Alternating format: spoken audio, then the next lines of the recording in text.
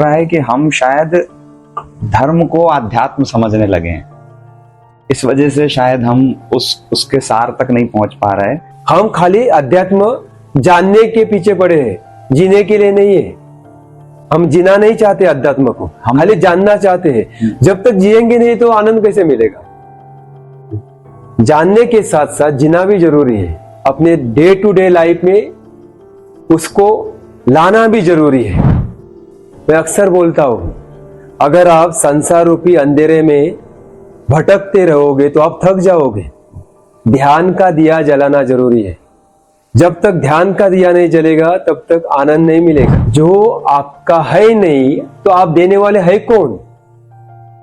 पहले ध्यान में रखे, आप कहीं जाते नहीं, आपको पहुंचाया जाता है। आप करते नहीं, आपसे करवाया जाता है। आप खाली माध्यम हो, करता करवाता वो परम पिता परमेश्वर है। उसके बिना एक पत्ता भी नहीं हिल सकता। अगर कभी आप पैरेलल वर्ल्ड की आप बात करते हैं, हमेशा आपने जिक्र किया, या ध्यान में भी चमत्कार कुछ घटित होते हैं कि ध्यान के चमत्कार अलग हैं और ये जादू वाले चमत्कार अलग हैं, इन दोनों में कुछ अंतर लगता है आपको? इसको कैसे आप समझाएंगे? मतलब अगर जब तक हमें उस बारे में नॉलेज नहीं रहता है तब तक चमत्कार है। जब नॉलेज आ जाता है तो चमत्कार नहीं रहता। देखने में आता है, सुनने में भी आता है, अब लोग इस पे बोलने भी लगे हैं कई कई जगहों पे कि जो बहुत पूजा पाठ करता है वही सबसे ज्यादा दुखी है। जो हर तरह के कर्मों में लिप्त है वो मौज काट रहा है। तो इसमें क्या है? प्रारब्ध है, संचित कर्म है, वर्तमान कर्म है? ये सिस्टम नहीं समझ में आता। और जो बहुत पूजा कर रहा है वो एक्चुअल में मतलब कब प्रभु हमारा नंबर कब आएगा? उसमें ही मैं आपको एक कहानी बताता हूँ, आप समझ जाओगे इसके पीछे सीक्रेट क्या है। नमस्कार, जैसा कि मैंने आप सबको बताया है कि भारत भूमि संतों की भूमि है। समय समय पर अनेक सिद्ध संत महात्माओं ने यहाँ पे विचरण किया है इस धरती पे। तो मैं भारतीय लोगों की बात नहीं करूंगा आज, लेकिन जो पश्चिमी देश हैं हमारे, जो हमारी सभ्यता हमारी संस्कृति से परिचित नहीं है, फिर भी अपनी एनलाइटमेंट के लिए या सेल्फ रियलाइजेशन के लिए उन्हें आना भारत ही पड़ा। और वो इस चीज को अपनाते जा रहे हैं और हम भारतीय इस चीज से दूर होते जा रहे हैं। तो आज हम अभिजीत दादा से, गुरुदेव से ये इस बात पे हम प्रकाश डालने की कोशिश करेंगे कि हम अपनी संस्कृति पे वापस लौटें और अपने आप को जानें। भैया क्यों ऐसा हो रहा है? मतलब हम लोग भटक रहे हैं, हमारे अंदर से वो चीजें जाती जा रही है। और जो विदेशी लोग हैं, चाहे कोई भी कंट्री ले लें आप, अमेरिका के भी चाहे बड़े बड़े नाम ले लीजिए आप, उनको लेकिन आत्मिक शांति और उनको एक एनलाइटमेंट, उनको एक रास्ता भारत से मिला है। क्या होता है, वेस्टर्न लोगों ने मटेरियल लाइफ में सब कुछ पाया लेकिन शांति नहीं पाई, आनंद नहीं पाया, तो वो ढूंढने के लिए यहाँ आ रहे हैं। लेकिन यहाँ के लोग, मैं अक्सर बोलता हूं, अगर आप संसार रूपी अंधेरे में भटकते रहोगे तो आप थक जाओगे। ध्यान का दिया जलाना जरूरी है। जब तक ध्यान का दिया नहीं जलेगा तब तक आनंद नहीं मिलेगा। और ध्यान का दिया जलाने के लिए आपको स्थिरता चाहिए। आपके जो अपने अपेक्षा ये बढ़ा के रखे अपने लिए, क्योंकि हर एक व्यक्ति को लगता है कि मैं ही सब कुछ हूं, और जो उसको प्रभु ने दिया है वो भूल जाता है। हमेशा उसे लगता है कि उसके पास जो है मुझे भी मिलना चाहिए, क्योंकि मैं भी उसका दावेदार हूं। देखो, कंपटीशन पे कंपटीशन हो रहा है। मुझे 1 करोड़ चाहिए, 1 करोड़ आता है तो 5 करोड़ दिखता है, 5 करोड़ आएगा तो 25 करोड़, 25 करोड़ के बाद 100 करोड़।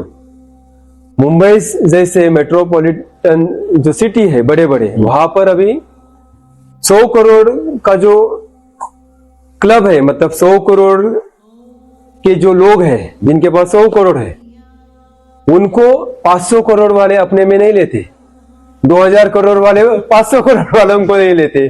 तो ये कंपटीशन है। तो 100 करोड़ वाला चाहता है मुझे 500 करोड़ चाहिए क्योंकि मुझे उनमें जाना है, और वो और कुछ दिख रहा है। और जो सब कुछ पाया है वो बेचारा रो रहा है,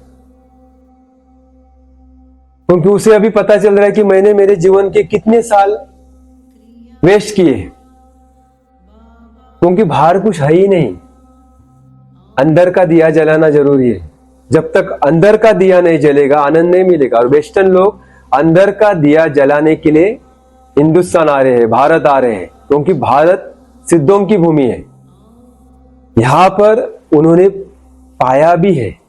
हाँ। हमारे पास भी कुछ रशियन यूरोपियन लोगों ने दीक्षा ली है क्रिया योग की, जी जी। और नियमित कर रहे हैं। उनके जो सवाल रहते हैं तो सवाल सुनकर बहुत अच्छा लगता है। इतना गहरा ज्ञान वो रखते हैं, उसके ऊपर काम करते हैं। और खाली जवाब सुनकर काम नहीं होता उनका, जवाब सुनने के बाद वो अपने रूटीन में लाते हैं। वो जीते हैं अध्यात्म को। हम खाली अध्यात्म जानने के पीछे पड़े हैं, जीने के लिए नहीं है। हम जीना नहीं चाहते अध्यात्म को, हम खाली जानना चाहते हैं। जब तक जिएंगे नहीं तो आनंद कैसे मिलेगा? जानने के साथ साथ जीना भी जरूरी है। अपने डे टू डे लाइफ में उसको लाना भी जरूरी है। तब देखो जो अंदर है आनंद, जो अंदर है शांति छिपी हुई है, बाहर प्रकट हो जाएगी। तो भागने की जरूरत क्या है? तो भैया मुझे ऐसा लग रहा है कि हम शायद धर्म को आध्यात्म समझने लगे हैं। इस वजह से शायद हम उसके सार तक नहीं पहुंच पा रहे, जो दूसरे लोग दूर होते जा रहे हैं अपनी सभ्यता संस्कृति से। बेसिकली हम दूर होते जा रहे हैं क्योंकि हमने धर्म को अध्यात्म क्या ऐसा माने हैं अपन? क्योंकि मुझे ऐसा लगता है दोनों अलग अलग चीज है क्या, धर्म और अध्यात्म? बहुत अच्छा सवाल है ये। धर्म अलग है और अध्यात्म अलग है। धर्म मतलब ठीक है, जो इस समाज का हिस्सा हो, उसके रूल्स रेगुलेशन फॉलो करना एक टाइप का धर्म ही है। लेकिन अध्यात्म अंतर प्रवास की जर्नी है। लोगों को क्या लग रहा है, मैंने इतने पाप किए, मैं कहीं जाकर मंदिर में, मस्जिद में, गुरुद्वार में, चर्च में जाकर इतना डोनेट करूंगा तो मेरा पाप मिट गया। वो अध्यात्म नहीं है। अध्यात्म मान रहे हैं, उसको अध्यात्म मान रहे हैं। कहीं जाकर डोनेशन करना, पुण्य कमाना। पुण्य कैसे जमा जाएगा? अगर आप बुराई कर रहे हो तो बुरे का फल आपको चुकाना ही पड़ेगा। जिस तरह अगर आप कुछ अच्छा काम कर रहे हो तो आप क्रेडिट लेने के लिए आगे बढ़ते हो, तो बुरा करने के बाद उसका भी आपको क्रेडिट लेना ही पड़ेगा। कर्म का सिद्धांत है, जो आपने बोया वो आपको मिलेगा, चाहे अच्छा हो या बुरा हो। धर्म अलग है, अध्यात्म अलग है। अध्यात्म अंतर प्रवास है, जहां पर सब छोड़ने का होता है, कुछ पाने का नहीं है। और भारी जो मस्ती चल रही है लोगों की धर्म के नाम पर, वो साला दिखावा है कि लोग मुझे बड़ा बोले और मुझे अप्रिशिएट करे। आपने देखा रहेगा, कोई एक बड़ा आदमी बन जाता है, पैसा आ जाता है, तो बाद में उसको लगता है कि अभी मेरा समाज में नाम होना चाहिए। उसके लिए वो बड़े बड़े डोनेशन देना चालू हो जाता है। डोनेशन लोगों के फिक्र है इसलिए नहीं, अपना नाम हो, अहंकार है। वो अहंकार को पोषण देने के लिए पैसा डोनेट करना चालू हो जाता है। बाद में उसको किसी ओपनिंग के लिए बुलाया जाता है, भारी दिखावा करके जो बुलाते हैं वो लोग उसको तालियां मारते हैं, उसका सत्कार किया जाता है। तो उसको लगता है मैं बड़ा हो गया, मैंने धर्मवीर बन गया। कैसे धर्मवीर? जो आपका है नहीं तो आप देने वाले है कौन? पहले ध्यान में रखे, आप कहीं जाते नहीं, आपको पहुंचाया जाता है। आप करते नहीं, आपसे करवाया जाता है। आप खाली माध्यम हो, करता करवाता वो परम पिता परमेश्वर है। उसके बिना एक पत्ता भी नहीं हिल सकता। जब तक हम ये जानेंगे नहीं, तब तक हम अध्यात्म को जानेंगे नहीं। अध्यात्म है परम तत्व को जानने का, भारी दिखावा नहीं। शायद ये बातें सुनने में कड़वी लगेंगी, लेकिन ये सच्चाई है। तो अध्यात्म को जानने के लिए मौन काम करता है या? मौन ही ऐसी चीज है जो अध्यात्म का दरवाजा खोल देता है। एक कहानी मैं आपको बताता हूं, बहुत अच्छा सवाल है ये। एक लड़का था, परिवार के साथ रहता था। उसके माँ पिता और वो 3 जन रहते थे। जो माँ पिताजी थे बड़े व्यापारी थे, बिजनेसमैन थे। तो उनके एक गुरु थे। जब ये एक बच्चा छोटा था तो अपने माँ बाप के साथ वो गुरु के आश्रम में जाता आता था। देखते देखते बच्चा 17-18 साल का हुआ रहेगा, एक कार एक्सीडेंट में उसके माँ पिता का देहांत हो जाता है, तो मारे जाते हैं। ये जो बच्चा था अकेला हो जाता है। पैसा तो बहुत था, लेकिन जैसे ही माँ पिता का जो साया है वो हट जाता है, वैसे ही उसके जो नजदीकी लोग थे, उसके परिवार के लोग हो या उनके पिता के दोस्त लोग थे, तो सारे मिलकर ये बच्चे को बेहाल कर देते हैं, बेघर कर देते हैं। बच्चा सोच में पड़ जाता है कि कल तक मैं जिसको अपना मान रहा था वो उन्हीं लोगों ने मुझे मेरी ये हालत कर दी। तो उसमें अंदर से वैराग्य उत्पन्न हो जाता है। उसे याद आता है कि मैं मेरे माँ पिता के साथ किसी संत के पास जाता था, तो क्यों ना उनके पास चला जाऊं। तो बच्चा संत के आश्रम पहुंच जाता है, संत को बताता है कि मेरे माँ और पिताजी का ऐसा ऐसा देहांत हो गया, एक कार एक्सीडेंट में मारे गए, तो अभी मुझे जीने का मन नहीं कर रहा है, तो आप बताइए मुझे मैं क्या करूं। तो संत बोलते हैं ठीक है तुम यहीं पे रहो। तो वो बोलते हैं मुझे यहां पर नहीं होना है, मुझे आत्म प्राप्ति चाहिए। संत उसको देखते हैं, बोलते हैं आत्म प्राप्ति, क्योंकि बच्चे ने सुना था बचपन से आत्म प्राप्ति, सेल्फ रियलाइजेशन। संत के पास जाता था माँ बाप के साथ, तो सत्संग में सुना रहेगा, क्योंकि वैराग्य आया था। उसको लग रहा था अभी जिक्र क्या करूं, अगर जीना है तो कुछ आध्यात्मिक में आगे बढ़ो। तो बोलते आत्म प्राप्ति चाहिए। तो संत बोलता है ठीक है तुझे मिलेगी आत्म प्राप्ति, लेकिन तुझे एक बात करनी पड़ेगी, अगर तू वो करने के लिए तैयार है तो मैं तुझे आत्म प्राप्ति का अनुभव दे सकता हूं। वो बच्चा बोला गुरुजी आप जो बोलेंगे मैं करूंगा। उसके बाद दूसरा कोई चारा नहीं था। संत बोलते हैं कि मैं तुझे एक काम दूंगा, क्योंकि इस आश्रम में जो भी रहेंगे उनको काम करना पड़ता है, खाली फुकट खाना पीना नहीं मिलेगा। लेकिन इधर 500 बच्चे हैं, अलग अलग साधक है। अब एक ही काम बचा है, चावल कुटने का, क्योंकि इतने लोगों के लिए जो रोटी बनती है उसके लिए चावल का आटा लगता है, वो आटा बनाने का काम तुम्हारा है। वो बोलता है ठीक है करूंगा। दूसरी और एक शर्त है, तुझे मौन रहना है, बातें नहीं करनी है, चाहे कुछ भी हो जाए। कोई तेरे से बात करने के लिए आएगा तभी भी तुझे मौन ही रहना है। तो बच्चा था, बोलता है ठीक है जो आपने बोला मैं वैसे ही करूंगा। दूसरे दिन से सुबह 8 से लेकर शाम को 7-8 बजे तक इसका आटा कूटने का काम शुरू हो जाता है। शुरुआत में तो उसको कठिनाइयां हो जाती है, क्योंकि बातें करने की आदत थी। भारी तो मौन था, लेकिन अंदर से महायुद्ध चालू था। न जाने कितने सवाल आते थे, जवाब भी आ जाते थे। लगता था कि इसको ये बताऊं वो बताऊं, लेकिन महाराज ने बोला है कि मौन रहना है। तो करते करते करते दिन भर में बेचारा काम करता था, थक जाता था, रात को सो जाता था, सुबह उठता था वापस वही। देखते देखते उसका नाम पड़ा आटा कूटने वाला। इसी नाम से उसको आश्रम के बाकी सारे बच्चे जानने लगे, क्योंकि वही काम करता था, किसी से बात भी नहीं करता था। तो सबको लगने लगा ये गूंगा तो नहीं है, क्योंकि आवाज सुना नहीं था किसी ने। ये करता रहा। देखते देखते 10-12 साल बीत गए। इसका वही रूटीन, रोज सुबह उठने का, आटा कूटने का, शाम को थकने के बाद सो जाने का, बाकी किसी से कुछ संबंध नहीं। तो एक दिन क्या हुआ, गुरुजी जो थे उनकी उम्र हुई थी। उम्र के हिसाब से उनको लगने लगा कि मुझे आज नहीं तो कल शरीर छोड़ना पड़ेगा, लेकिन आश्रम में 500 स्टूडेंट है, तो यहाँ का कोई एक इंचार्ज होना चाहिए, जिसको एक कारोबार है वो संभाल सके। तो अगर किसे बना लूं, उसके सामने कुछ नाम हाईलाइट्स हो जाते हैं, लेकिन नहीं, इसको बनाऊंगा तो इसको बुरा लगेगा, इसे बनाऊंगा तो और कोई नाराज हो जाएगा, क्योंकि सब लोग अपने आप को ज्ञानी समझ रहे थे।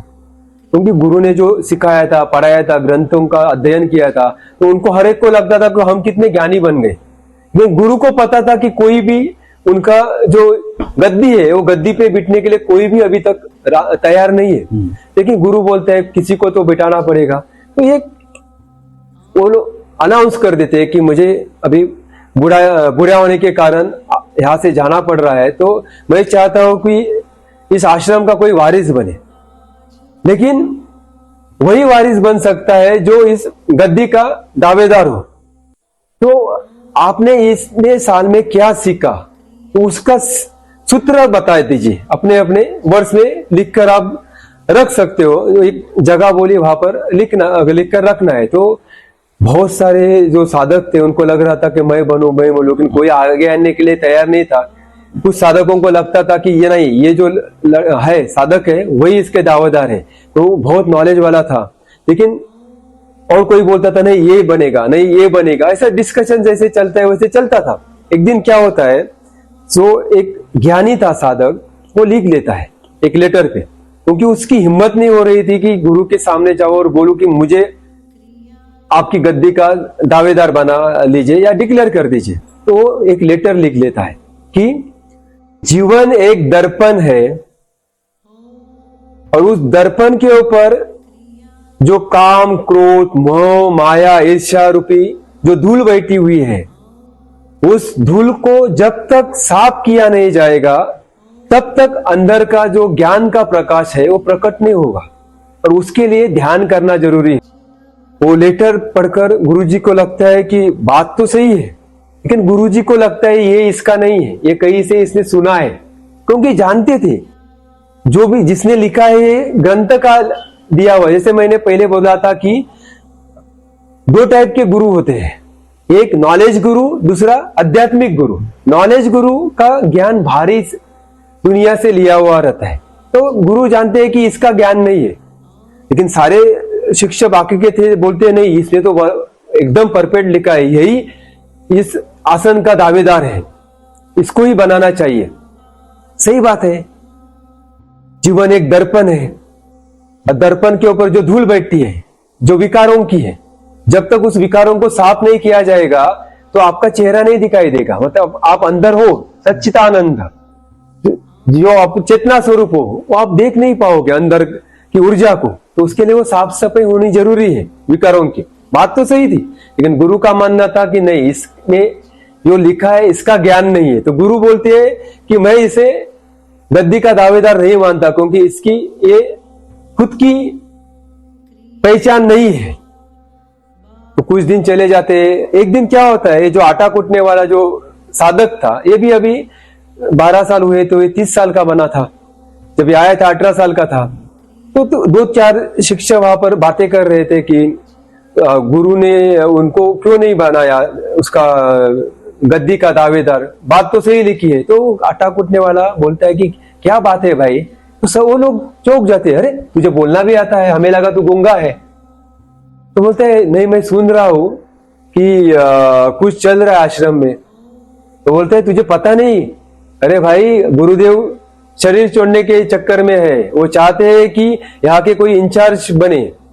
तो इसलिए उन्होंने बोला है कि ज्ञान का सूत्र लिखकर सामने आओ, जो ज्ञान का सूत्र प्रभावी रहेगा उसी को आश्रम का इंचार्ज घोषित किया जाएगा। और बोलते हैं कि ऐसे ऐसे एक शिक्षक ने लिखा है कि जीवन एक दर्पण है और विकारों की जो धूल है दर्पण के ऊपर, जब तक साफ नहीं होगी हम खुद को जान नहीं पाएंगे। इसके लिए मोह जरूरी है, इसके लिए ध्यान करना जरूरी है। तो शिक्षक बोलता है जो ये आटा कूटने वाला कि मुझे नहीं लगता ये कि ऐसा करना जरूरी है। तो वो जो 4-5 शिक्षक थे हंसने लगते हैं, तू बड़ा ज्ञानी, तुझे क्या पता, तू आटा कूट और इतना ही खुद को बड़ा ज्ञानी समझता है, तो तू भी जा गुरुदेव के सामने और बोल दे कुछ। और हंसते हंसते मजाक करते निकल जाता है। इस रात क्या होता है, जो आटा कूटने वाला जो साधक था वो लिख लेता है, जहां पर धूल ही नहीं है वहां दर्पण का आया। अगर दर्पण ही नहीं है तो ध्यान करने की क्या जरूरत है। तो लिखकर छोड़ देता है। गुरु पढ़ते हैं, गुरु हैरान हो जाते हैं, ये किसने लिखा। बोलता है ये तो कोई अलग है। तो ढूंढते ढूंढते ढूंढते पहुंच जाते आटा कूटने वाले के पास। बोलते ये तूने लिखा। तो बोलते हाँ गुरुदेव, कोई धूली नहीं है, कोई विकारी नहीं है, तो दर्पण देखने की जरूरत क्या है।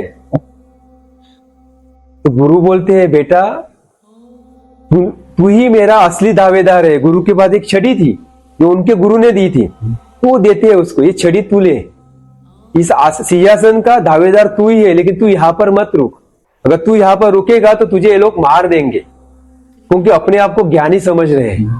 और मैं पूरा यकीन से तुझे बताता हूं, तू जहां भी जाएगा तेरा ज्ञान से प्रकाश फैला देगा, लेकिन तू यहां पर मत रुक, क्योंकि तूने जो जाना, जो मैंने जाना। क्योंकि जब तक विकार रहेंगे तब तक हम भारी दुनिया को ही ज्ञान मानते चलेंगे, और तेरे पास विकार ही नहीं है। तूने 12 साल जो मौन धारण किया और जो आटा कूटते कूटते मौन में उतरे, उस मौन के कारण तेरे विकारों का पूरा निचोड़ हो गया। मतलब जलकर खाक हो गए तेरे विकार, तेरे विकारों का क्षय हो गया तो तू प्योर हीरा बन गया। अभी तू यहां से जाओ, तुझे अभी मेरी जरूरत नहीं है। तो मौन ये काम करता है। एक साधक के लिए मौन बहुत जरूरी है, लेकिन बाहरी मौन नहीं, अंतर्मन भी मौन होना चाहिए। मुझे कुछ मैसेज आते हैं कभी कभी कि दादा 4 दिन के लिए मौन के लिए जा रहे हैं, आपका आशीर्वाद रहने दीजिए। मैं बोलता ठीक है भाई, और उनका मौन चालू होता है और व्हाट्सएप पे मैसेज आते हैं। मैं सोचता हूँ अरे भाई ये मौन नहीं है, तू मैसेज कर रहा हूँ, बाहरी तो मौन है, अंदर से तू मुझे मैसेज लिख रहा है, ये क्या नाटक है। तो लोग नाटक कंपनी में अटके हुए हैं। मौन मतलब अंदर बाहर से मौन, तभी वो ज्ञान का दिया जलेगा। और जिस दिन ज्ञान का दिया जलेगा उस दिन विकार तो बचेंगे ही नहीं। मतलब मौन भैया बहुत बड़ी शक्ति, बहुत बड़ी शक्ति है। और दूसरा मौन, ऊर्जा एक ही है। जिस ऊर्जा से आपका डाइजेशन होता है, हम जो खाना ले रहे हैं, खाने का डाइजेशन के लिए ऊर्जा काम होती है। अगर गलत आहार लेंगे तो क्या होगा, शरीर में टॉक्सिन इकट्ठा हो जाएंगे, जिसके कारण शरीर में बीमारी आ जाएगी। तो बीमारी ठीक करने के लिए भी वही ऊर्जा काम आएगी। समझो डाइजेशन में आपकी ऊर्जा वेस्ट हो रही है, शरीर की बीमारी ठीक करने के लिए ऊर्जा यूज हो रही है, तो आध्यात्म में आगे बढ़ने के लिए कैसे आप ऊर्जा का उपयोग करेंगे। तो ऊर्जा को बचाना जरूरी है। इसके लिए ब्रह्मचर्य का इंपॉर्टेंट है। ब्रह्मचर्य मतलब खाली सेक्स नहीं है, ब्रह्मचर्य मतलब मन काया वाचा पार होना।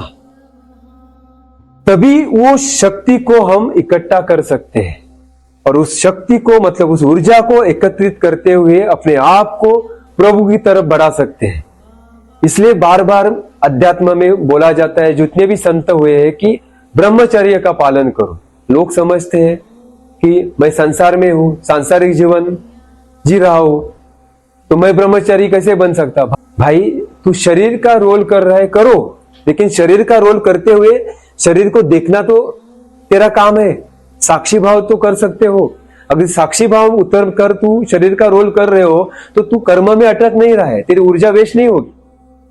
तू सांसारिक रोल भी कर रहा है और अध्यात्म भी आगे बढ़ रहा है, तेरी ऊर्जा ऊपर की तरफ बढ़ेगी, नीचे नहीं जाएगी।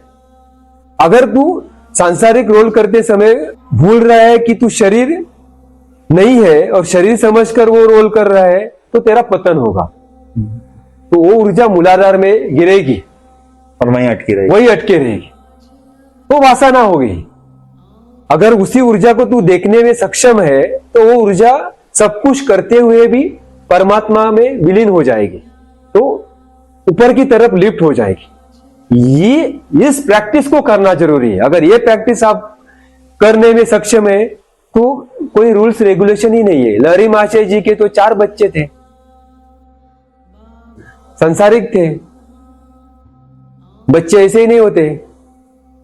तो उन्होंने भी जो संसार के जो रोल थे वो तो किए।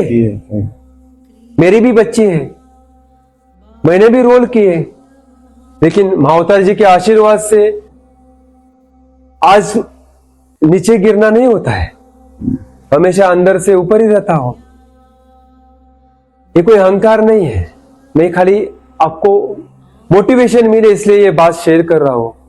ये तो वो भी मेरे शरीर के माध्यम से महाअवतार जी शेयर कर रहे हैं, ऐसा मैं समझ रहा हूं और देख रहा हूं, महसूस कर रहा हूं। क्योंकि जो सुन रहे हैं पॉडकास्ट, उनको जानना जरूरी है कि संसार छोड़ना, संन्यास लेना अध्यात्म नहीं है।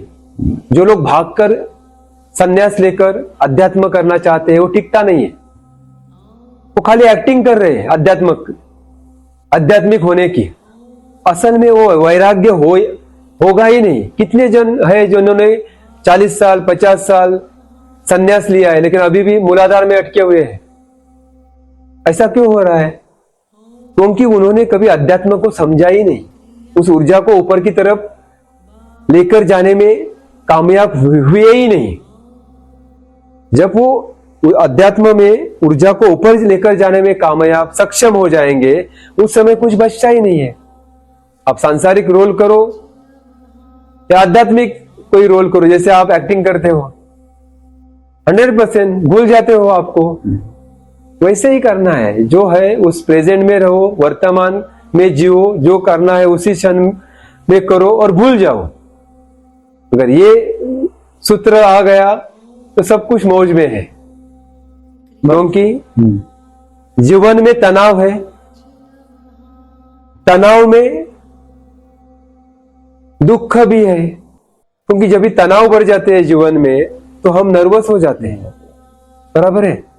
लेकिन उसी तनाव को हम मौज की तरह देखना शुरू करेंगे तो क्या होगा? अरे क्या जीवन है, क्या तनाव है, अरे वाह वाह वाह वाह।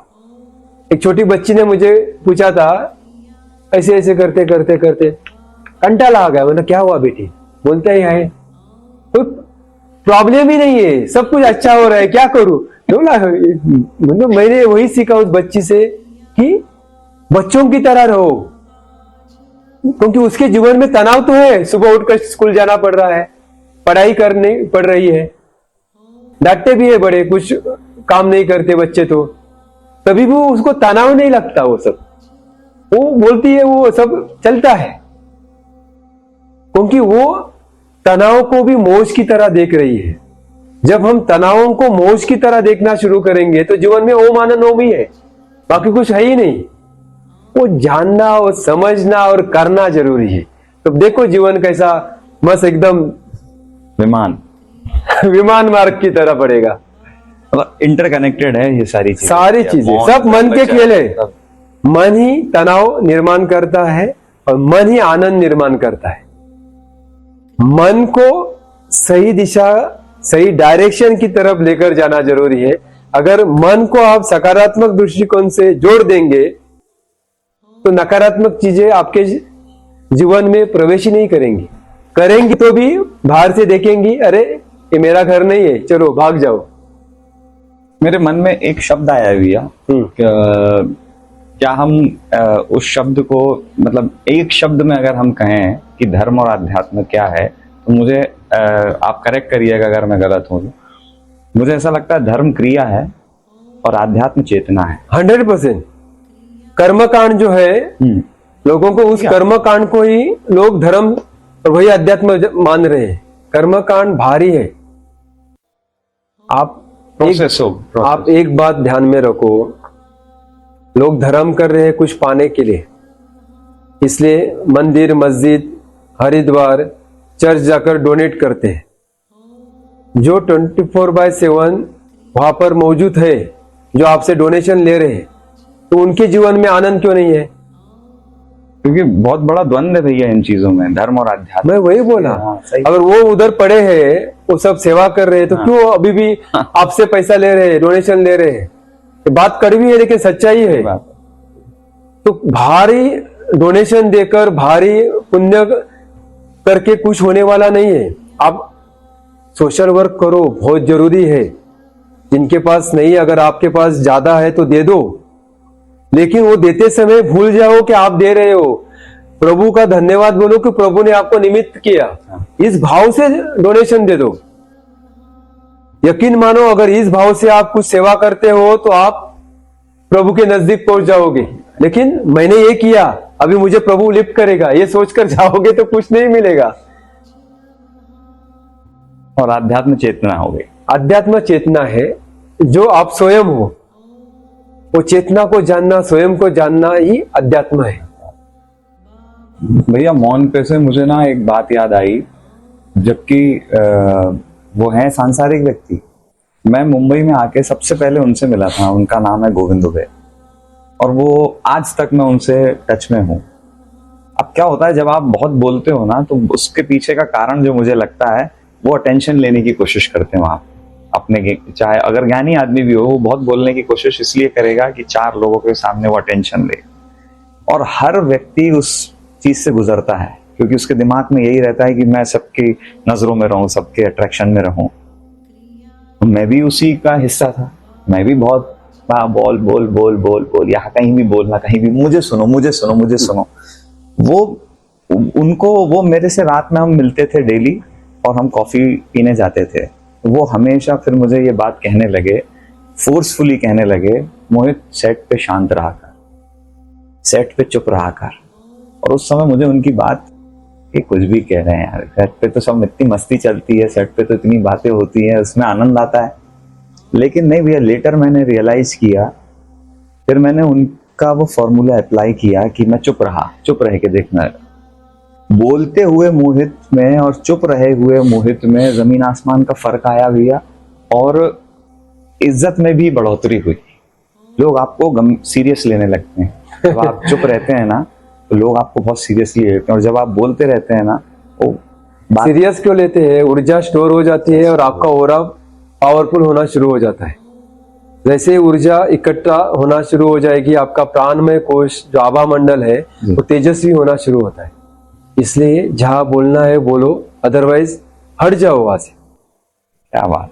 क्योंकि क्या होता है, अभी मैं आपसे बात कर रहा हूं या मैं जब भी सत्संग मेरे होते बात करता हूं, लेकिन बाकी तो मैं शांत में रहता हूं, और खाली भारे नहीं, अंतर से भी शांत रहता है, कुछ नहीं, निर्विचार स्टैचू। अपने अंदर मन को बोल देता हूं स्टैचू, शून्य। गुरसिप करके एक संत हुए थे, उनका एक फॉर्मूला था। अपने शिक्षकों को लेके जाते थे कहीं जंगल में और बोलते थे स्टैचू। बच्चे खेलते हैं ना स्टैचू, तो ऐसे ही हो जाएंगे ना, बाकी कुछ नहीं सिखाते थे। तो एक दिन ऐसे ही कुछ 30-40 साधकों को लेकर जंगल चले गए। जो साधक जुड़े थे उनको पता था कि गुरुदेव का ये फॉर्मूला है, बाकी कुछ बताते भी नहीं थे वो ज्यादा। ये अपने कुटिया में थे, सारे शिक्षक बाहर थे, कुछ ना कुछ कर रहे थे, तभी अंदर से चिल्लाते स्टैचू। तो सब लोग ऐसे होते, 2 लोग तो नदी के अंदर, आई थिंक 3 लोग नदी में थे, नदी सूखी थी। तो कुछ समय निकल जाता है, बाद में क्या होता है, वो नदी के ऊपर एक डैम था, पर्टिकुलर टाइम में वो डैम का पानी छोड़ा जाता था। तो पानी छोड़ा गया, देखते देखते नदी में पानी आ गया, और ये जो 3 जन थे, वो 3 जन का जो पानी था कमर तक आ गया। इनको लगा तो अभी पानी बढ़ता जाएगा तो हम मर जाएंगे, लेकिन गुरुदेव का आदेश है स्टैचू। बाहर कैसे निकले? देखते देखते एक का गले तक पानी आ जाता है, तो एक जम करके बाहर आ जाता है, बोलता है जाने दो, मर जाऊंगा, उससे अच्छा बाहर निकलो। लेकिन 2 जन जमे रहते हैं, और थोड़ा पानी बढ़ जाता है तो नाक तक आ जाता है, तो दूसरा जो था साधक वो भी जम करके बाहर आता है, लेकिन तीसरा बोलता है नहीं, आज मरूंगा तो भी बाहर नहीं आऊंगा, गुरुदेव का आदेश है। पूरा श्रद्धा से जुड़ा था एकदम गुरुदेव को। जैसे जैसे ऊपर तक जाता है तो जो गुरुदेव संत थे कुटिया से दौड़ के आते हैं, जम मारते हैं, उस शिक्षक को बाहर लेकर आते हैं। जैसे ही वो बाहर लेकर आते हैं और शिक्षक के पानी शरीर में चला गया था, तो पानी को निकाला जाता है, और जब भी वो शिक्षक शुद्ध में आ जाता है तो पहला जो शिक्षक था वो नहीं बचता, ये अलग बन जाता है। उसी क्षण उसको सेल्फ रियलाइजेशन हो जाता है, आत्म प्राप्ति का अनुभव हो जाता है, क्योंकि उसने मौत देखी, उसे पता चला शरीर नहीं है, उसके आगे कुछ है, और जो आगे है वो पाने के लिए आपको इतना तपना पड़ेगा, तब मिलेगा। ऐसे ही भारी कर्मकांड करके, चेष्टाएं करके कुछ नहीं मिलेगा। तो अंदर से तपना पड़ेगा, हर रोज अपने आप को मरते हुए देखना पड़ेगा, और मरते हुए देखने के लिए ध्यान से जुड़ना पड़ेगा, और ध्यान करने के लिए मौन होना पड़ेगा, तभी आप ध्यान में प्रवेश कर सकोगे। पतंजलि ने बोला है यम नियम आसन प्राणायाम प्रत्याहार धारणा ध्यान समाधि, यम नियम लाइफस्टाइल। जब तक लाइफस्टाइल अपने ठीक नहीं है, सात्विकता से जुड़ी नहीं है, हम स्थिर नहीं होंगे, चाहे सांसारिक जीवन हो या आध्यात्मिक जीवन हो। शरीर स्थिर नहीं तो आप आगे कैसे बढ़ोगे? जब शरीर स्थिर हो जाएगा तो हम अपने प्राण को स्थिर करने में कामयाब हो जाएंगे। जब प्राण स्थिर होगा तो क्या होगा? भारी इंद्रिय अंतर्मुख होना शुरू हो जाएगी। जो अपने मेरुदंड के ऊपर प्राणमय कोश में चक्र है, उन चक्र में किसी बिंदु के ऊपर स्थिर हो जाएगी, तो प्रत्याहार में प्रवेश होगा। जैसे जैसे प्रत्याहार बढ़ेगा, धारणा में प्रवेश होगा। धारणा मतलब एक ही जगह पे स्टैच्यू होना, स्थिर होना। प्लाविनी कुंभक, आपको पता है कुंभक 3 प्रकार के, अंतर कुंभक, बहिर् कुंभक और प्लाविनी कुंभक। सबसे इंपॉर्टेंट प्लाविनी कुंभक है, इसके ऊपर बात करेंगे, पहले मैं ये कंप्लीट करता हूं। जैसे ही धारणा में प्रवेश होता है तो हम ध्यान की तरफ बढ़ते हैं, और ध्यान का दरवाजा धारणा है। बाहरी इंद्रियों को अंतर्मुख होना और एक जगह स्थिर होना जरूरी है, तभी ध्यान घटित होगा। जब ध्यान घटित होता है तो मृत्यु का अनुभव आता है, तभी समाधि घटित होती है। सविकल्प, निर्विकल्प और सहज समाधि। जिस दिन सहज समाधि में प्रवेश होगा तो शरीर और अपना कनेक्शन टूट जाता है, कोई फर्क नहीं है। शरीर के भोग, शरीर का आनंद, शरीर की तारीफ हो रही है, शरीर को गाली मिल रहा है, मैं तो खाली देखने वाला हूं, मुझे कुछ फर्क नहीं पड़ता। इस भाव से हम जीना शुरू कर देते, वो असल में अध्यात्म है। प्लाविनी कुंभक के बारे में बताया था। प्लाविनी कुंभक मतलब जहां हो वहां पर सांस को रोक दो। जब भी ध्यान घटित होता है तो सांसें प्लेटू हो जाती है, स्थिर हो जाती है। आपको पता नहीं है सांस चल रही है कि नहीं चल रही। स्टार्टिंग में तो आप सांसों को देख रहे हो, आते जाते रोक रहे हो, अंतर कुंभक कर रहे हो, बहिर्कुंभक कर रहे हो, लेकिन करते करते करते एक जगह पे एकदम स्थिर हो जाता है स्टैचू। कुछ समय में ऐसे झटका लगता है, अरे मैंने तो सांस ही नहीं ली। सांस ही नहीं, हाँ। वो बहुत जरूरी है एक साधक के लिए। अगर वो स्थिति बढ़ जाती है तो हम सहज समाधि में प्रवेश कर देते हैं। क्या बात है भैया। भैया एक चीज है, क्रिया योग पे मैं अगर वापस आता हूँ, जैसे तो महात्मा गांधी ने सूत्र दिया है, बुरा मत बोलो, बुरा मत देखो, बुरा मत सुनो। और गॉसिप में लोगों को बहुत आनंद आता है आजकल। गॉसिप एक ऐसा मुद्दा हो गया है, 4 लोग मिलने ही चाहिए, और मिलते ही इसीलिए कि हम गॉसिप करें। गॉसिप कितना इफेक्ट करता है आध्यात्मिक जर्नी में? बहुत अच्छा सवाल है। महात्मा गांधी जी, अपने देश के स्वतंत्रता में उनका बहुत बड़ा रोल है। मैं बहुत रिस्पेक्ट करता हूँ उनको। कहते हैं महात्मा गांधी भी क्रिया योग, परमहंस योगानंद जी ने उनको क्रिया योग की दीक्षा दी थी। और इसीलिए उनका भाव ये हुआ था, बुरा मत देखो, बुरा मत बोलो और बुरा मत सुनो। मतलब अपने आप में रहो, आप गॉसिप मत करो, क्योंकि हमको पता नहीं होता है दूसरा का जर्नी क्या है। कोई हमको बोलता है ये फला फला ऐसा है, हम मान लेते हैं, चालू हो जाते हैं। एक कहानी मैं बताता हूं। एक राजा जी थे, धर्म के ऊपर विश्वास करते थे। तो उन्होंने हर रोज जो गरीब लोग रहते थे उनके लिए वो खाना परोसते थे। एक दिन ऐसे ही भंडारा लगा था, बहुत सारे लोग आए थे भंडारे में खाना खाने के लिए। तो खीर बनी थी, तो महाराज जी खुद परोस रहे थे। करते करते करते करते सबसे एंड में एक बुजुर्ग थे, 70-80 साल के रहेंगे, गरीब थे बेचारे। तो उनको वो खीर परोस रहे थे। उसी समय क्या हुआ, ऊपर से एक झील जाती है और झील के मुंह में सांप था, मरा हुआ सांप था। और उसी समय उस मरे हुए सांप का जहर नीचे गिरता है और वो खीर में गिरता है जो बुजुर्ग के थाली में था। और वो खीर खाने से उस बुजुर्ग की मौत हो जाती है। सब लोग देखते हैं, जब भी किसी की मृत्यु हो जाती है खाने से तुरंत सब लोग घबरा जाते हैं। वो जहरीला सांप था, तुरंत मृत्यु हो जाती है। राजा को बहुत बुरा लगता था, ये क्या हुआ मेरे से? अनजाने में हुआ था, राजा ने तो कुछ किया नहीं था। लेकिन अभी क्या हुआ, ये जो बुजुर्ग की जो आत्मा थी मृत्यु लोग पहुंच जाती है। यमराज के सामने सवाल आ जाता है, अभी इस मृत्यु का जिम्मेदार किसे घोषित किया जाए? राजा को, जिसने खीर परोसी, लेकिन राजा को तो पता नहीं था इसमें जहर है। उस सांप को, लेकिन वो तो सांप मरा हुआ है। तो झील को, वो तो झील अपने बच्चों के लिए सांप का खाना लेकर जा रहा था, तो वो भी निर्दोष है। तो यह जिसने खीर बनाई है उस आचार्य को, उसको भी पता नहीं है। तो उसके सामने प्रश्न उत्पन्न हो जाता है कि इसका दावेदार किसको किया जाए, दोषी कौन? दोषी आना चाहिए सामने की जा, ताकि इस कर्म का जिम्मेदार किसी को तो घोषित किया जाए। तो यमराज, चित्रगुप्त, उनके जो भी यमदूत थे, सब में डिस्कशन चल रहा था, लेकिन निर्णय नहीं हो पा रहा था। कुछ दिन निकल जाते हैं, कुछ महीने निकलते हैं। एक दिन क्या होते हैं, कुछ ब्राह्मणों का एक समूह वो राजा को मिलने के लिए उस राज्य में आता है। पराये राज्य से आया हुआ था। तो आते आते वो मार्गक्रमण करते करते एक घर की तरफ आ जाते हैं। और एक घर को बाहर एक आदमी था, उससे पूछते हैं कि राज दरबार जाने का मार्ग कौन सा है? नए थे, वो बोलते हैं कि यहाँ से आप चले जाओ, वहीं पे राजवाड़ा है, महाराज वहीं पे। और जाते जाते वो आदमी बोलता है लेकिन थोड़ा आराम से, क्योंकि महाराज जी को खाने में जहर मिलाकर मारने की आदत है। और हंसता है।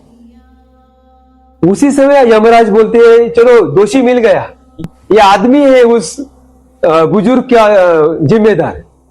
तो यमदूत थे, चित्रगुप्त थे, वो बोलते कि यमराज जी आप ये ऐसे क्यों बोल रहे हो, उसने तो नहीं मारा है। बोलते उसने मारा नहीं, लेकिन अभी ये जो बोला है न जाने हुए भी ये बोल रहा है, राजा की बुराई कर रहा है। हमें पता है कि राजा ने कुछ किया नहीं है, लेकिन ये गॉसिप कर रहा है कि राजा को आदत है जहर मिलाकर लोगों को मारने का। हम भी ऐसे बातों में यकीन करते हैं, न जाने किसी किसी के बारे में क्या क्या बताते रहते हैं, बोलते रहते हैं, हमको कुछ पता नहीं रहता है। ये वैसा है, वो उसने ऐसा किया, वो ऐसा करेगा। पहले आप क्या कर रहे हो देखो, आपका खुद का लाइफ ठीक करो, उसके बाद आप दूसरों के लिए जज बनो। क्योंकि हर एक व्यक्ति को खुद का जज होना जरूरी है। हम क्या कर रहे हैं, खुद के वकील बन रहे हैं। खुद के ऊपर आता है तो वकील बनकर झगड़ा करते हैं, लेकिन अपने जो दुर्गुण है उसको सुधारने की कोशिश नहीं करते। इसके लिए जज होना चाहिए खुद का। खुद के दुर्गुण को, विकारों को कम करना जरूरी है, तभी आनंद मिलेगा। तो गॉसिप से बचना जरूरी है। एक तो गॉसिप में हम अपनी ऊर्जा को वेस्ट कर रहे हैं, ऊपर से कर्म के भागीदार भी बन रहे हैं। क्योंकि जिसके प्रति आप गॉसिप कर रहे हो, जिस व्यक्ति के प्रति, तो समझो कर्म का सिद्धांत है, अगर खड्डा खोदेंगे तो मिट्टी बाहर आएगी। अगर दूसरे के बारे में बुरा बोलोगे तो उसकी जितने भी कार्मिक अकाउंट आपके अंदर आ जाएगी, आप सब अट्रैक्ट करोगे। आकर्षण का नियम है ये। तो बच जाओ दूसरे के बारे में बुरा बोलते समय, क्योंकि जो आप फसल डालोगे 1000 गुना उसका आपको फल मिलेगा। वैसे ही अगर किसी के बारे में आप बुरा बोलोगे तो आपके साथ 1000 गुना बुरा होने वाला है। ये कर्म का सिद्धांत है। कभी भी बुरा मत बोलो। इसलिए गांधी जी बोलते हैं कि बुरा मत सुनो, बुरा मत बोलो, बुरा मत कहो। कहीं ना कहीं से क्योंकि क्या क्रियायोग से प्रेरित थे। क्योंकि अपने मन में 24 घंटे में पर डे 70-80 हजार थॉट आते हैं। 90% निगेटिव थॉट, हमने पहले ही बात की इसके ऊपर। तो उस निगेटिव थॉट को अपने को पॉजिटिव थॉट में कन्वर्ट करना पड़ेगा, क्योंकि मन निर्विचार नहीं होता। मन निर्विचार होने के लिए आपको तपना पड़ता है। तो स्लो प्रोसेस है, लेकिन शुरुआत में तो हमको सकारात्मक थॉट से मन को रिप्लेस करना पड़ेगा, तभी हम सही दिशा में आगे बढ़ेंगे।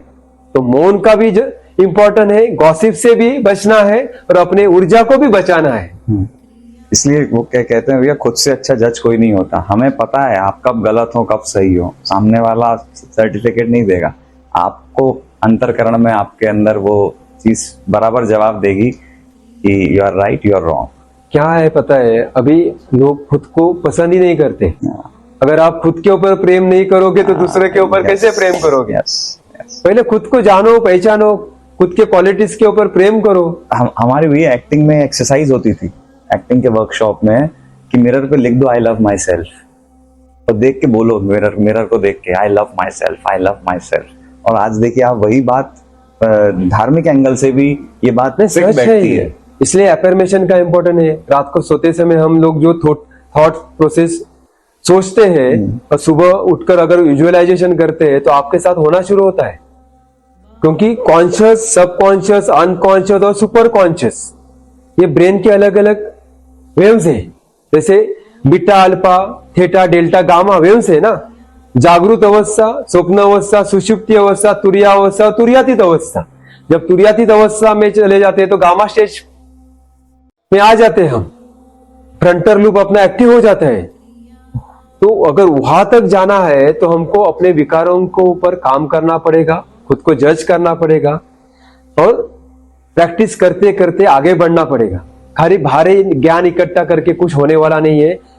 एक्शन का रिएक्शन जो है उससे बचना है और पॉजिटिव एक्शन लेने भी जरूरी है। हम नया साल आता है तो संकल्प करते हैं, मुझे ये करना है, वो करना है, कर पाते हैं? नहीं करते। 2-4 दिन में भूल जाते हैं, क्योंकि उस संकल्प के ऊपर काम करने की हमारी तैयारी नहीं है। क्योंकि किसी भी संकल्प को हम करते हैं तो कठिनाइयां तो आएगी, क्योंकि जीवन का नियम है, प्रकृति का नियम है। उजाले के बाद अंधेरा, अंधेरे के बाद वापस उजाला। अगर आज दुख है तो कल सुख आएंगे, वापस दुख भी आएंगे, परिवर्तनशील है। उस प्रकृति के नियम को याद रखना जरूरी है। अगर प्रकृति के नियम को हम अपने जीवन में याद करते हुए आगे बढ़ते हैं तो दुख क्यों आएगा? जिस दिन दुख आएगा तो हम अवेयर हो जाएंगे, अरे दुख है ना, चलेगा, ये भी दिन जाएंगे, आगे तो सुख आने वाला ही है। तो हम अनहैप्पी किस लिए रहेंगे?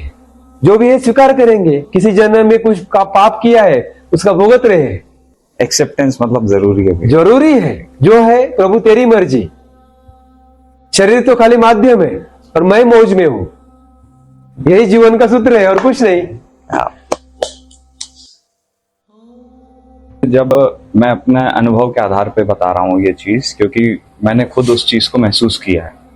जब आपने हमको शक्तिपात के द्वारा हमको क्रिया की दीक्षा दी, और शक्तिपात के दौरान जो अनुभूतियां हुई थी या जो बॉडी में जो वाइब्रेशन मैंने महसूस की थी वो बहुत अलग थी।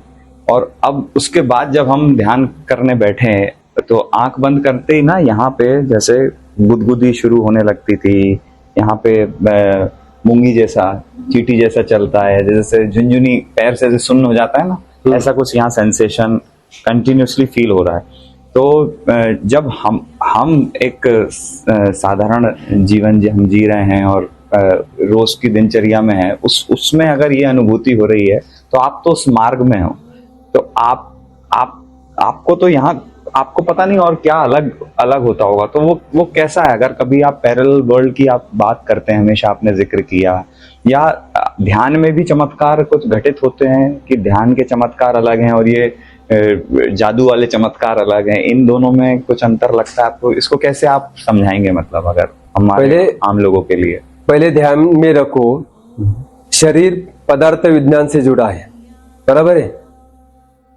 शरीर धड़ है, अंग है, अलग अलग अवयवों से शरीर बना है, 5 तत्वों से, जैसे पंचमहाभूत से, पृथ्वी जल अग्नि वायु आकाश। और ये हाथ है, पाव है, सब धड़ दिखाई दे रहा है जी। वैसे ही आपका सूक्ष्म शरीर है, और सूक्ष्म शरीर भी ऐसे ही तत्वों से बना है, लेकिन वो ऊर्जा के फॉर्म में है, वो दिखाई नहीं देता। एस्ट्रल बॉडी, एस्ट्रल बॉडी दिखाई नहीं देता, लेकिन उसका भी धड़ है, आंखें है, सर है, हाथ है, पाव है, लेकिन ऊर्जा में है। जब भी हम एस्ट्रो ट्रेवल में हो या उस थीटा वेव्स में हो या तुरिया अवस्था में जाते हैं तो हमें वो दिखाई देना शुरू हो जाता है। समझो एक आदिवासी व्यक्ति है, गहरे जंगल में रहता है, उसने कभी बिजली देखी नहीं, लाइट देखी नहीं, और उसको जाकर आप उसके आंखों के ऊपर पट्टी बांधी, उस जंगल से उठाकर शहर में लेकर आए, घर में लेकर आए, उसको खड़ा किया और दिखाया ये देखो ऊपर मशीन दिख रहा है, पंखा दिखाया, तो बोलेगा अरे ये कौन सा मशीन है, कभी देखा नहीं है। बोलते अभी एक रुको, अभी मैं उस दीवार को हाथ लगा दूंगा और ये घूमने लगेगा और तुझे हवा मिलेगी। तो बोलता अरे ऐसा होगा, और जाएगा आप बटन दबाओगे दीवार का, उसने कभी देखा नहीं ये चीज, तो वो हिलने लगेगा, वो सोचेगा अरे उसने उधर दीवार में हाथ टच किया और इधर घूमने लगा, ये कौन सा चमत्कार है। जब तक हमें उस बारे में नॉलेज नहीं रहता है तब तक चमत्कार है, जब नॉलेज आ जाता है तो चमत्कार नहीं रहता। अगर जिस दिन उस आदिवासी को पता चला कि नहीं ये तो इलेक्ट्रिसिटी का खेल है, तो उसे भी पता चला चमत्कार नहीं है। तो शुरुआत में तो इस मार्ग में आपको लगते हैं, लेकिन एक्चुअल में पैरेलल वर्ल्ड है, सूक्ष्म जगत है, आम लोगों को नहीं दिखाई दे रहा है, इसके लिए उनको लग रहा है कि कुछ चमत्कार है। लेकिन जब भी हम अलग अलग 10 से 12 डायमेंशन है, ध्यान अवस्था में अलग अलग डायमेंशन से कनेक्ट हो जाते हैं, तो अलग अलग आयाम से जुड़ जाते हैं, अलग अलग एक्सपीरियंस आना शुरू हो जाते हैं। मैं आपको ये एक्सपीरियंस तो नहीं बता सकता, क्योंकि आप अपने प्रोसेस में उसको ढूंढना चालू करेंगे। तो आप साधना करते रहो, देखो आगे आगे क्या होता। लेकिन एक बात ध्यान में रखो, तपना पड़ेगा। प्रभु मेरे जीवन को कुंदन बना दो, कई खोट इसमें रह ना पाए। सोने को भी तपना पड़ता है, तभी सोना बनता है, ऐसे ही नहीं। तो हमको आध्यात्मिक जीवन में तपना पड़ेगा, साधना करनी पड़ेगी, अपने अंतर प्रवास में उतरना पड़ेगा। इसके लिए विकारों को छोड़ना पड़ेगा। सांसारिक जीवन में पुरुषार्थ करो, सक्सेस का उपभोग भी ले लो, लेकिन करते करते ये ध्यान में रखो, शरीर कर रहा है, करवाने वाला प्रभु है, हम खाली साक्षी मात्र है। तो देखो क्या होगा, उसी दिन से आपके जीवन में चमत्कार आने शुरू हो जाएंगे। जो बाहर ही तो जादूगर भी दिखाते हैं, कुछ ऐसे ऐसे हवा में निकाल कर दिखाया, तो हम कोई जादूगर नहीं है। हमको जो एक्चुअल में अंदर चमत्कार है उसको जानना है। उसके लिए अंतर प्रवास जरूरी है, अंदर की तरफ मोड़ना जरूरी है, तभी वो सब सामने आ जाएगा। भैया जैसे आप दत्तात्रेय भगवान की आप बात करते हैं, महाअवतार बाबा जी की भी आपने हमको उस पर लाइट डाला आपने। मैंने बहुत लोगों से सुना है कि जो दत्त भगवान है गुरुओं के गुरु हैं, और वो तंत्र के भी वो गुरु कह सकते हैं उनको क्या? भगवान दत्तात्रेय तंत्र विद्या के पहले आचार्य हैं, जिन्होंने तंत्र विद्या को जगत कल्याण के लिए सामने आया। अब एक चीज में इसमें, अब आपने जगत कल्याण के लिए सामने आया, लोग लेकिन तंत्र को बहुत अलग ढंग से पेश करते हैं, तो इस वजह से ये जानना बहुत जरूरी है। एक है जगत कल्याण के लिए और एक है डराने के लिए। उस पे अगर हम प्रकाश आप डाल सकें। ध्यान में रखो, अघोरी पंथ है, सारे अघोरी बुरे नहीं है, लेकिन अघोरी पंथ ने पंचमकार साधना को अपने जीवन में गलत ढंग से उतारा। पंचमकार जैसे दारू पीना, नॉनवेज मांस खाना, मैथुन करना, जो भी है पंचमकार अलग अलग 5 प्रकार के साधना है। हमारा एक YouTube में पंचमकार के ऊपर वीडियो बना हुआ है, तो मैं ज्यादा नहीं बोलूंगा उसके ऊपर, आप देख सकते हो। तो एक्चुअल में पंचमकार मतलब तंत्र में खेचरी विद्या है, शामवी विद्या है। बाद में ईड़ा पिंगला को एकत्रित करते हुए सूर्या को सुषुम्ना में ऊपर चढ़ाना है, वो भी तंत्र में। हाँ, मीन साधना जिसे बोलते हैं। उसके बाद मुद्रा, जो सहस्रार्थित प्रकाश है, उस प्रकाश से जुड़ना है। तो ये सारे तंत्र के बेस है, लेकिन अघोरियों ने उसका गलत ढंग से इस्तेमाल करना चालू किया और खुद के स्वार्थ के लिए उसका उपयोग करना चालू किया, जिसके कारण नकारात्मक ऊर्जा उनका सहारा बनी। लेकिन दत्तात्रेय ने, गुरु दत्तात्रेय जी ने जो तंत्र विद्या का प्रसार किया वो जगत कल्याण के लिए था। इसके लिए उन्होंने नाथ संप्रदाय को सामने लाया। गुरु मच्छिंद्रनाथ जी से जो नाथ संप्रदाय है, गुरु मच्छिंद्रनाथ, गोरक्षनाथ से लेके उनके शिष्य गुरु मच्छिंद्रनाथ, जालंधरनाथ, उनके शिष्य और 84 सिद्ध, नाथ संप्रदाय का पूरा टीम है। नौ नाथ पहले ही। हाँ, नवनाथ और उनके जो शिक्षक थे अनंत शिक्षक थे, उन्होंने इसके ऊपर बहुत काम किया है। उनका एक ही उद्देश्य था कि जगत कल्याण, समाज सेवा। तो समाज में जो रूढ़ी परंपरा है उसके कम करने के लिए और लोगों के जीवन में आनंद और शांति लाने के लिए उन्होंने काम किया। लेकिन कभी भी उन्होंने तंत्र का गलत चीज के लिए इस्तेमाल नहीं किया। मेरी भी साधना तंत्र के ऊपर हुई है, हो रही है। तंत्र मतलब रंगोली रहता है, वो भी तंत्र का ही प्रकार है। हम रंगोली निकालते हैं दरवाजे के बाहर। तंत्र मतलब घोटना, उस आध्यात्मिक बाल कड़ को घोटना, एकजीव करना, वो तंत्र है। चाहे मंत्र हो, तंत्र हो, यंत्र हो, जब भी उसको एकजीव किया जाता है तो वो काम करना शुरू कर देता है।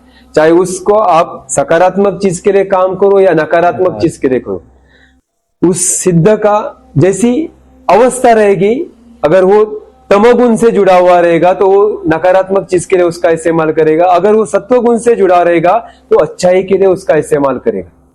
तो तंत्र का बहुत इंपॉर्टेंट है, क्योंकि तंत्र एक साधक के जीवन में जब भी तंत्र का इस्तेमाल होता है तो उसको लिफ्ट मिलती है। या भौतिक जीवन में ही, सांसारिक जीवन में ही कठिनाइयां आती जाती रहती है। अगर उसमें तंत्र में बहुत सारे उपाय बताए जाते हैं, अगर वो उपाय वो सांसारिक जीवन वाला आदमी करता है तो उसको मार्ग मिल जाते हैं। तो तंत्र का इंपॉर्टेंट है, और गुरु दत्तात्रेय जी का यही उद्देश्य था कि लोगों का जीवन आनंद से भर जाए, शांति से भर जाए।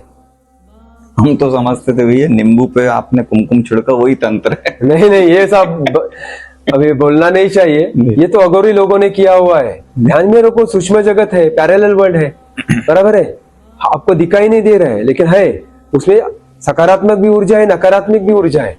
आकाशीय रेकॉर्ड क्या बोलता है, जिस ऊर्जा से आप कनेक्ट हो जाते हो, जैसे आपने देखा रहेगा स्कूल कॉलेज में ऑफिस में, जो हमेशा डिस्टर्ब रहते हैं, गॉसिप करते रहते थे, नकारात्मक विचारों से जुड़े हो रहते, तो उनके दोस्त लोग भी वैसे ही होते हैं। अगर हम हमेशा बुरा सोचने लगेंगे तो आकाशीय रिकॉर्ड से बुरे आत्माएं आपको कनेक्ट हो जाएंगी, और ये सब लींबू बिंबू घुमाने के चक्कर में आप आ जाओगे, तो ऐसे तांत्रिक लोगों के चक्कर में आ जाओगे। और ध्यान में रखो कि ये सब करके आपको पिशाच योनि मिलेगी, आप आगे नहीं बढ़ सकोगे, क्योंकि जो पिशाच योनि से आपको मदद करने वाले हैं वो बाद में आपका माध्यम बनाने की कोशिश करते हैं, क्योंकि उन्होंने कुछ गलत किया है या उनके कुछ सुप्त इच्छाएं हैं जिसके लिए उनको पिशाच योनि मिली है। अगर उनको आगे जाना है तो उनको माध्यम चाहिए जो आपके शरीर के माध्यम से वो करना चाहेंगे, इसलिए आपको मदद करना चाहते हैं। आप अवेयर होना जरूरी है। हमको लगता है शॉर्टकट है, चलो ये करो, नींबू घुमाया हो गया काम, ऐसे नहीं है। मेहनत करो, अच्छा काम करो, देखो सक्सेस मिलेगा, प्रभु का नाम लो। भैया एक अभी बहुत ये देखने में आता है, सुनने में भी आता है, अब लोग इस पे बोलने भी लगे हैं कई कई जगहों पे कि जो बहुत पूजा पाठ करता है वही सबसे ज्यादा दुखी है। जो हर तरह के कर्मों में लिप्त है वो मौज काट रहा है। तो इसमें क्या है? प्रारब्ध है, संचित कर्म है, वर्तमान कर्म है, ये सिस्टम नहीं समझ में आता। और जो बहुत पूजा कर रहा है वो एक्चुअल में मतलब कब प्रभु हमारा नंबर कब आएगा? उसमें ही मैं आपको एक कहानी बताता हूँ, आप समझ जाओगे इसके पीछे सीक्रेट क्या है। एक बार क्या होता है, भगवान और नारद मुनि दोनों पृथ्वी भ्रमण के लिए आते हैं, विष्णु भगवान और नारद मुनि। तो आते आते आते आते एक घर साहूकार था, एक गांव में पहुंच जाते हैं।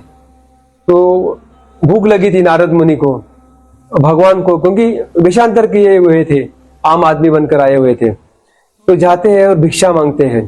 तो अंदर का जो साहूकार था, सेठ जी बाहर आते हैं और बोलता है कि हट्टे कट्टे दिख रहे हो, काम नहीं कर रहे हो, कमा नहीं सकते क्या? सुबह सुबह आ गए भीख मांगने के लिए। गाली देते हैं और उसको भगा देते हैं। प्रभु बोलते हैं ठीक है भाई। दोनों बाहर आते हैं। थोड़े दूर के बाद प्रभु रुकते हैं और बोलते हैं कि इसको और धन मिले, इसका कारोबार और फले। तो नारद मुनि बोलते हैं अरे प्रभु ऐसा आशीर्वाद क्यों देते हैं? इस व्यक्ति ने तो हमारा अपमान किया है। और प्रभु बोल रहे हैं इसका कारोबार बढ़े और प्रगति करे। कुछ समझ में नहीं आता, लेकिन नारद मुनि चुप बैठे। थोड़ा और आगे जाते हैं तो बूढ़ी अम्मा थी, वहां पर जाते हैं। उसके बाहर एक गाय थी और अम्मा जो थी वो बेटी थी। सुबह से भूखे थे दोनों। तो जाते हैं, बोलते हैं कि कुछ खाने को मिलेगा भाई? तो जो बूढ़े अम्मा थे वो बोलते हैं कि बेटा आए हो तो जरूर कुछ ना कुछ जो है वो मैं जरूर दूंगी। अभी तो घर में कुछ बचा तो नहीं है, लेकिन गाय है तो गाय का दूध मैं आप दोनों को पिला लेती हूँ। तो गाय का दूध निकाल कर वो दोनों को देती है। तो दोनों पीते हैं, खुश हो जाते हैं। थोड़े बाहर आ जाते हैं। प्रभु बोलते हैं कि जल्दी ही इस बूढ़ी अम्मा की गाय जो है वो मर जाए। तभी नारद मुनि को रहा नहीं जाता। बोलते प्रभु ये कौन सा न्याय है? जिसने हमको गाली दिया, भगाया, उसके लिए आप आशीर्वाद दे रहे हो उसकी उन्नति होने के लिए। और ये जो बूढ़ी अम्मा है जिन्होंने हमको दूध पिलाया, उसके लिए आप ऐसा शाप दे रहे हो। तो प्रभु बोलते हैं बेटा, तो प्रभु बोलते हैं नारद मुनि देवर्षि जो पहला व्यक्ति था वो अपने मस्ती में है, वो जितना पाप करेगा उसको वापस आना है, वो तय है, क्योंकि उसने अहंकार में न जाने कितने पाप किए हैं। तो जो भी पाप करना है करने दो उसको, उसके लग रहा है कि मैं उन्नति कर रहा हूं, प्रगति कर रहा हूं जीवन में, लेकिन वो तो पाप कर रहा है, तो उसके अनंत जन्म उसके बाकी है। लेकिन जो बुढ़ी अम्मा है, मरते समय अभी कुछ ही महीने में मरने वाली है, उस समय उसकी जान उस गाय में ना अटके। अगर गाय जिंदा रहेगी तो मरते मरते उस गाय का उसको याद आएगा, इसलिए मैंने उसको शाप नहीं वरदान दिया कि गाय मरनी चाहिए ताकि उसकी आत्मा ना अटके और वो मुझ में समा जाए, उसको मोक्ष मिले। तो जो लोग पूजा पाठ में है उनको जो तकलीफें सहन करनी पड़ रही है, प्रभु चाहते हैं कि अगर उपजाऊ जमीन मिली है तो पिछले जन्म में जो भी संचित है वो सारे इधर भोग लो ताकि आगे का जन्म अच्छा हो। इसलिए उनको ये तकलीफें सहनी पड़ रही है, क्योंकि भगवान की भक्ति करते करते उनकी पेशेंस लेवल इतनी बढ़ जाती है कि वो जो भी कार्मिक है, जो भी उनकी तकलीफ है, तो तकलीफ झेलने की ताकत मिलती है प्रभु के नाम के कारण। इसलिए उनके ऊपर जो प्रसंग आते हैं उसका रीजन वो है।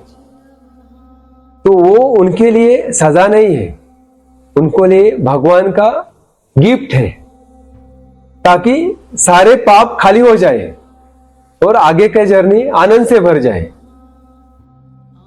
भैया, और आप मानव जाति को या आज का जो परिवेश है इसमें आप पूजा या उनका कैसे आप उनको मैसेज दे सकते हैं कि किस तरह से वो अपने दिनचर्या को रखें कि वो परमात्मा से भी जुड़े रहें और उनका एक आगे का मार्ग प्रशस्त हो और वो अपने बाकी चीज़ें भी। वैसे तो आपने इस पे बहुत कुछ बोला है, लेकिन फिर भी अगर एक सरल शब्दों में कि वो क्या ऐसा करें जिससे उनको एक आत्मिक शांति की। एक ध्यान में देखो, ऊर्जा का सिद्धांत है, जहां पर आपका ध्यान जाएगा ऊर्जा वहां बहना शुरू हो जाती, चाहे आपका सकारात्मक दृष्टिकोण से जुड़ जाए या नकारात्मक दृष्टिकोण से जाए। इसके लिए आपका जो लाइफ स्टाइल है वो सात्विक होना चाहिए, क्योंकि ऊर्जा बच सके।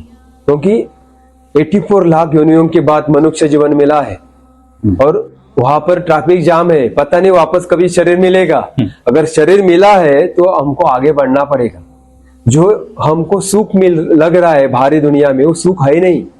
जैसे ही वो मिल जाता है हमको पता चलता है और कुछ चाहिए और कुछ चाहिए, अंत नहीं है।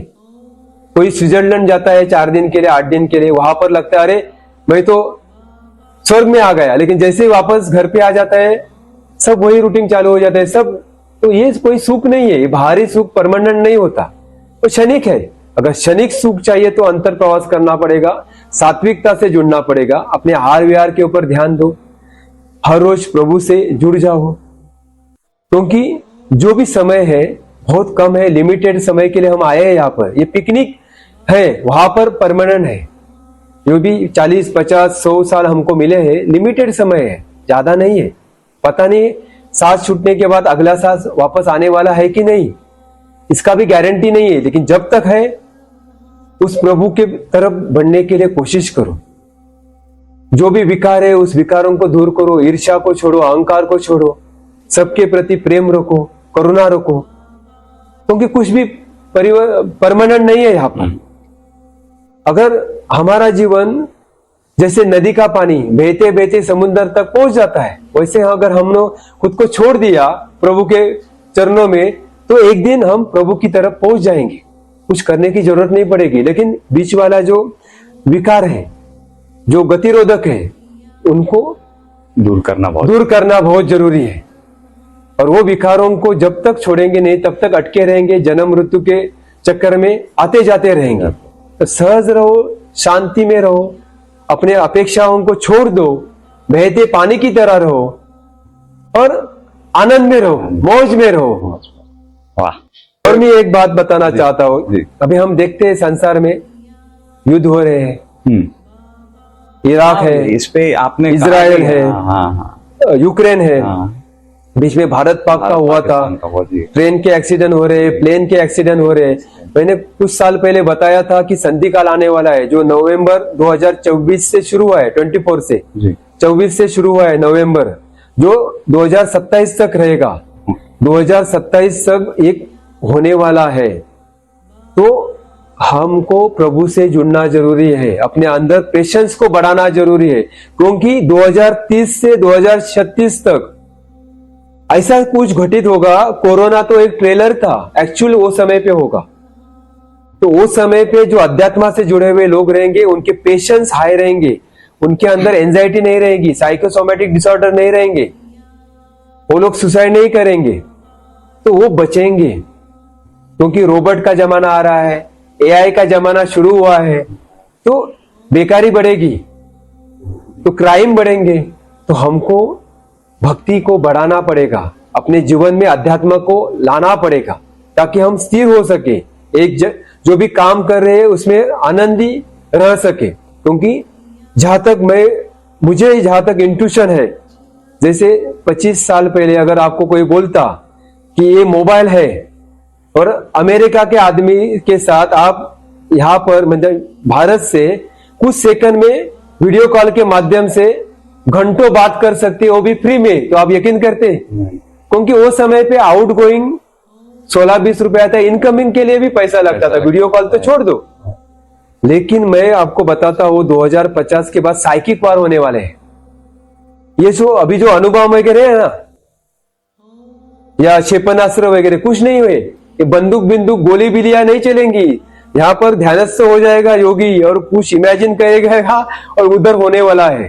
ये साइकिक वार होगा, वातावरण से लहरों को छोड़ा जाएगा और उधर वो घटित होगा। ये भी काल आएगा जिसे साइकिक वार से जाना जाएगा। तो देखो हमको कितनी तैयारी करनी पड़ेगी। अगर साइकिक वार से लोग जुड़ जाएंगे तो किसी के साथ कुछ भी कर सकते हैं। तो हमको भी अपना ओरा आभा मंडल उतना स्ट्रांग बनाना पड़ेगा, उसके लिए ध्यान धारणा करनी पड़ेगी, सात्विकता से जुड़ना पड़ेगा। नहीं तो डिप्रेशन, एंजाइटी के शिकार हो जाएंगे लोग। बच्चों के आगे का फ्यूचर बहुत डिफिकल्ट है, तो बच्चों के ऊपर भी आध्यात्मिक संस्कार होने जरूरी है, तभी उनके जीवन में आगे जाकर स्थिरता आएगी।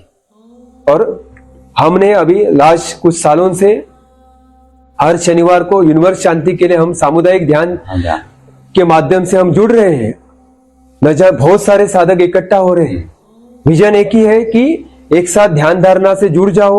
2-4 घंटे का प्रोसेस रहता है और सामुदायिक ध्यान से जो ऊर्जा एकत्रित हो जाती है, उस ऊर्जा को ब्रह्मांड के शांति के लिए डोनेट करो, ताकि सकारात्मक ऊर्जा की ताकत बढ़े और नकारात्मक ऊर्जा का प्रभाव कम हो। जैसे ही सकारात्मक ऊर्जा का प्रभाव बढ़ेगा तो दुनिया में शांति फैलेगी, आनंद फैलेगा।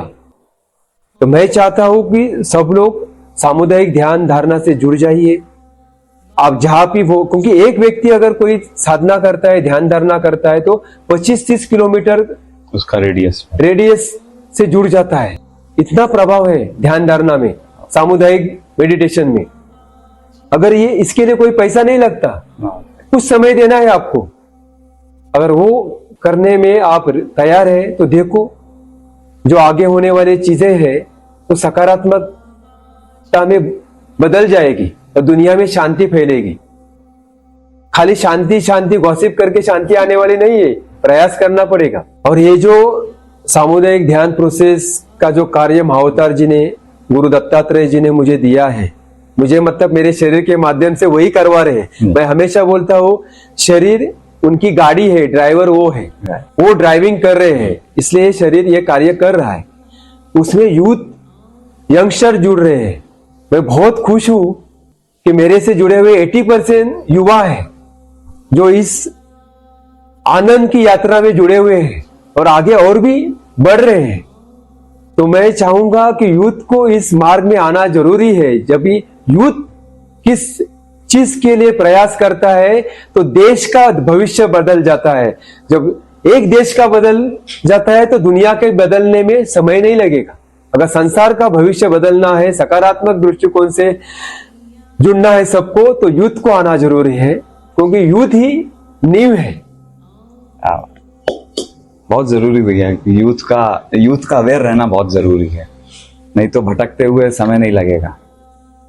बहुत अच्छी चर्चाएं रही भैया, बहुत बहुत आपको थैंक यू कि आपने हम सबका मार्गदर्शन किया और करते जा रहे हैं। जाते जाते मैं बस यही कहूंगा कि कोई हम सफर नहीं मगर हम सफर में हैं, बतलाएं क्या ठिकाना अभी रह गुजर में है। ऐसा नहीं कि लोग हमें जानते ना हो, हम अजनबी तो हैं मगर अपनी नजर में हैं। और रोका जो जनाजे को तो आने लगी सदा, रोको ना यार हमको अभी हम सफर में हैं। तो हम सब अपने अपने सफर पर चलते हैं। आप अपने सफर पर चलिए, मैं अपने सफर पर चलूंगा, दादा अपने सफर पर जाएंगे, लेकिन उस सफर की मंगल कामना हम सब आपके लिए करते हैं। बहुत शुभ हो, बहुत मंगल हो। इस सत्संग में आपको जो ठीक लगे वो अपने जीवन में उसको धारण करिएगा और बताइएगा कमेंट करके कि उस धारण की हुई चीज से आपके जीवन में, आपके सफर में क्या बदलाव आया। शुभ हो, मंगल हो, शुभम भवतु। शुभम भवतु। ओम आनंद ओम।